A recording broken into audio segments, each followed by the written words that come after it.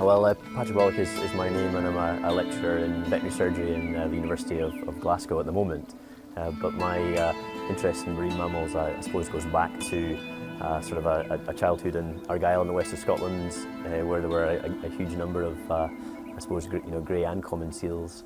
And I got involved after my veterinary degree in wildlife rehabilitation and a bit of work with seals, and then came to Ireland and was adopted by the Irish Seal Sanctuary, I suppose, for want of a better way of putting it, and got sort of deeply involved in some early kind of veterinary work and veterinary surgery on marine mammals. We were really just looking at the different types of injuries and pathology that we were seeing in rehabilitated, rescued young seals that came from the coastline of Ireland, and in fact further afield sometimes. And a lot of it was just post-mortems of animals that died or were presented dead, and so there was a great database sort of built up of that, which probably informed some of the early treatments then.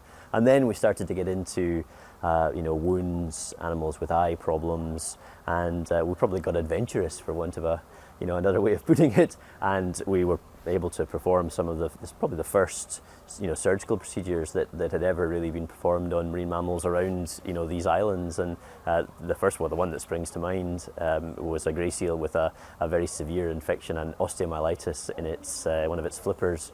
And we just didn't really know whether we could anaesthetize this animal and also deal with this pretty severe infection. So we did a partial amputation, and I was involved in that with a former colleague, Martin Weaver, who sadly is no longer with us. But it was a great success, and the animal was rehabilitated, put on weight, and there was a great fanfare when it came time to release. And I suppose for me, one of the sort of great things about the background to the work that was done here in Ireland is that there was following of these animals. There were either local reports or people spent time to see whether we didn't really know whether it was worthwhile rehabilitating these animals. We didn't know, did 25% survive, 10% survive, none survive. But in fact, we got data on that, and we were then able to present that nationally and internationally, and even publish some of that work, which I think for me the idea of wildlife rehabilitation has got to be backed up by evidence, evidence-based conservation. That's the future, really.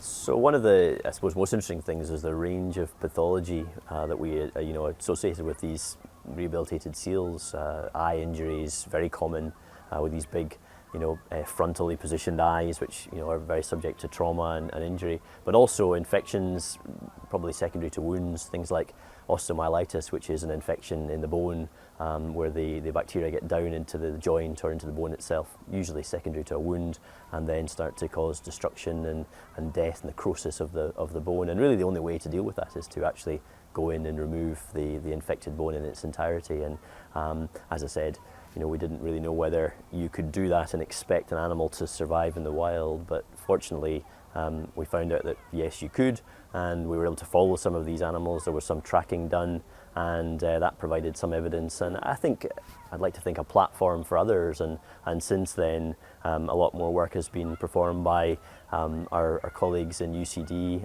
on the back of the original post-mortem work and then the surgery work. So it's very positive. I think it's a great legacy. I think it's fair to say that the grey seal has a big part in sort of Scottish culture and mythology, and I think you've got to remember that although for us in Scotland the grey seal is actually quite a common marine mammal, you can expect to see them around Scotland's coastline.